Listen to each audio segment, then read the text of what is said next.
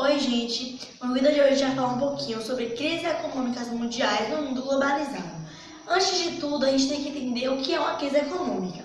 Uma crise econômica nada mais é do que uma mudança brusca ou um período de escassez que a gente tem como principal consequência o desemprego. Uma crise econômica faz referência a um período de escassez a nível de produção, de comercialização e de consumo de produtos e serviços. Um ciclo econômico ele tem 4 grandes fases. Tem o boom, que é quando as atividades econômicas aumentam até o seu auge.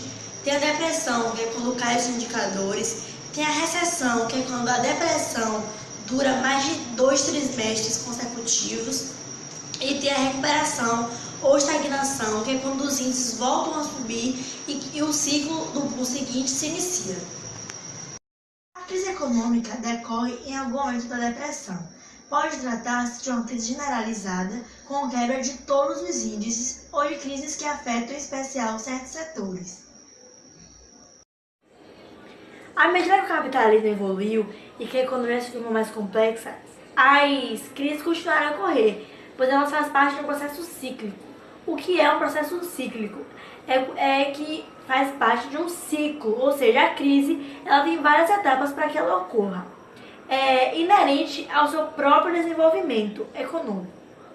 São flutuações periódicas e alternadas de expansão e contração da atividade econômica e podem ocorrer com diferentes intensidades. Ou seja, uma crise ela pode ter longa duração, ela pode ter baixa duração, ou seja, tem crises que duram anos e anos e tem crises que elas têm um semestre, um trimestre e assim sucessivamente. Enquanto vivemos em um sistema capitalista, vamos ter crise em cada mais ou menos 10 anos. A atual crise no Brasil é parte da mesma que se iniciou em 2007 e 2008 nos Estados Unidos e que afetou o mundo inteiro, claro que com intensidade, com formas e períodos diferentes. Ou seja, quando os Estados Unidos está em uma crise, afeta o mundo inteiro, por ele ser uma grande potência. Quando os Estados Unidos está com a crise, vários países entram em crise também, pois os países exportam para lá e dependem que a economia dos Estados Unidos esteja bem. Podemos citar a crise de 29, que ocorreu nos Estados Unidos, que ficou conhecida como a Grande Depressão, que afetou o mundo inteiro, inclusive o Brasil, que exportava café para lá e com a crise deixou de exportar e entrou em crise também. Claro que com uma intensidade menor do que os Estados Unidos, mas entrou em crise também. Uma crise é, basicamente, um desequilíbrio que ocorre em setores isolados da economia, mas que pode contaminar todo o sistema econômico.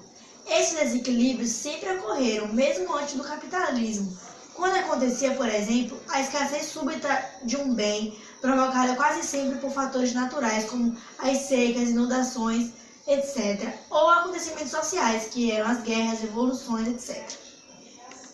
As principais crises que ocorreram no mundo e as mais graves, né? Primeiro eu vou começar com a crise de 1971, que foi conhecida como o fim do sistema padrão ouro, que foi quando os gastos excessivos dos Estados Unidos no exterior e a guerra do Vietnã fizeram com que as reservas de ouro do país se reduzissem drasticamente. Com isso, o valor da moeda deixou de estar respaldado pelo metal. Por isso, em meio às fortes especulações e fugas de capitais dos Estados Unidos, o presidente Richard Nixon decidiu suspender a convertibilidade com ouro e desvalorizou a moeda em 10%, algo que fez sem consultar os outros membros do sistema monetário internacional. 2 anos depois, voltou a desvalorizar a moeda, colocando fim ao padrão ouro. Começava a época do câmbio flutuante em função da evolução dos mercados de capital internacionais. Outra grande crise foi a crise que aconteceu em 1973, que foi conhecida como o embargo do petróleo no conflito árabe-israelense. O corte de provisão dos estados que compõem a Organização dos Países Exportadores de Petróleo, na chamada primeira crise do petróleo, durante a Guerra do Yom Kippur, provocou o aumento de 2,50 a 11,50 dólares em 1974. Isso elevou a fatura energética do Ocidente e gerou uma forte crise nos países mais industrializados. A partir dessa crise de preços, os países ocidentais dão início a políticas de diversificação e de economia de energia. Entre outras iniciativas de proteção, a Agência Internacional de Energia é criada, ou seja, foi uma crise que ocorreu onde o petróleo aumentou muito o valor e que aí ocorreu uma crise nos países mais industrializados e eles tomaram uma série de iniciativas e uma das iniciativas foi a Agência Internacional de Energia, que as siglas é AIE, que foi criada. Teve uma crise também que aconteceu em 1997, que ficou chamada como uma crise no mercado asiático. Ocorreu em julho e foi quando a moeda tailandesa se desvalorizou e com isso caíram as moedas da Malásia, da Indonésia e Filipinas, o que repercutiu também nos países do Ocidente, que foi Taiwan, Hong Kong e Coreia do Sul. Seu efeito arrastou o resto das economias e essa crise, que em primeiro momento parecia ser regional, acabou se convertendo na primeira crise global. O FMI elaborou uma série de pacotes de resgate para salvar as economias mais afetadas e promoveu uma série de reformas estruturais.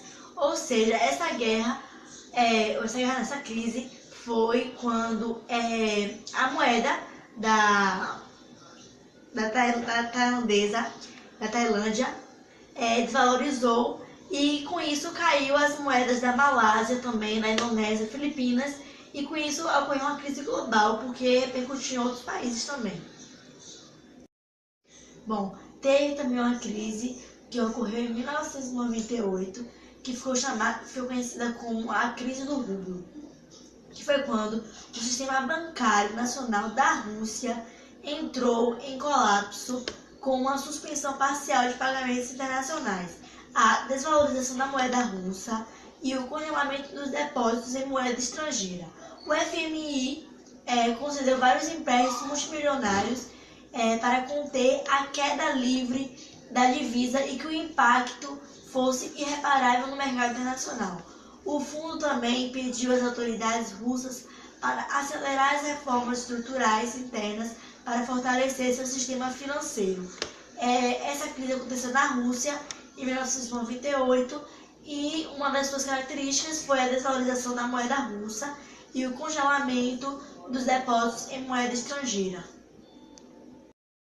Bom, teve uma crise também que ocorreu em 2000, que foi a crise dos .com, que foi quando os excessos da nova economia deixaram uma esteira de falências, fechamentos, compras e fusões no setor da internet e das telecomunicações e um grande buraco nas contas das empresas de capital risco. Em apenas 3 anos, a crise apagou do mapa quase 5.000 companhias e algumas das grandes corporações de telecomunicações foram protagonistas dos maiores escândalos contábeis da história. Essa crise foi uma crise que ocorreu nas telecomunicações, na área da internet também, que é muito importante ser dita, pois faz parte da globalização também, e foi uma crise que afetou o mundo inteiro, em razão de ser da internet, das telecomunicações. Também teve a crise de 2001, que foi conhecida como 11 de setembro, que foi os atentados que ocorreram em 2001, 11 de setembro de 2001, que foi contra as Torres Gêmeas em Nova York e o Pentágono em Washington, que deixaram um saldo de cerca de 3.000 mortos e também fizeram desabar as bolsas. O Nikkei caiu mais de 6% e as bolsas europeias tiveram fortes quedas que levaram os investidores a buscar abrigo no ouro e no bônus do Tesouro Americano. Ou seja, essa guerra ou essa crise foi o atentado que ocorreu nas Torres Gêmeas e no Pentágono em Washington, que fizeram com que tivesse muitos mortos e com isso caíram as bolsas de valores e isso foi uma das grandes crises. Bom, tem também a crise de 2008, que foi a crise que foi originada nos Estados Unidos e foi consequência das hipotecas nocivas. O que é hipotecas nocivas? É um empréstimo que o devedor faz com garantia que ele vai pagar a dívida. E essas hipotecas foram a consequência dessa crise, que foram concedidas garantias de milhares de cidadãos para os grandes gigantes financeiros do país e seu contágio se estende a todo o mundo e afeta as economias reais, causando a crise mais grave desde os anos de 1930. Ou seja, essa crise de 2008 foi a crise mais grave depois da crise de 1930, que ocorreu lá nos Estados Unidos também, em razão dos grandes empréstimos, da queda da Bolsa de Valores. Essa crise de 2008 foi a segunda crise mais grave que ocorreu, porque afetou o mundo inteiro também, por os Estados Unidos ser uma grande potência. É claro que a gente não pode deixar de falar da crise do Brasil que estamos enfrentando, que vem deixando sua marca. Muitos trabalhadores perderam seus empregos, tanto os empregados como os empresários estão preocupados com a situação econômica do país.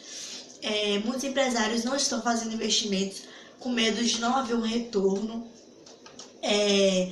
E essa crise ela tem várias causas, só que a gente pode citar algumas mais importantes, que é a falta do investimento na infraestrutura do país, que faz com que o país perca sua competitividade, tanto a interna como a externa, no mercado interno como no externo, e também o país não já tendo uma estratégia para lidar com os investimentos, com as coisas que vêm afetando o país, e por isso vem deixando muitas marcas no desemprego e entre outras coisas.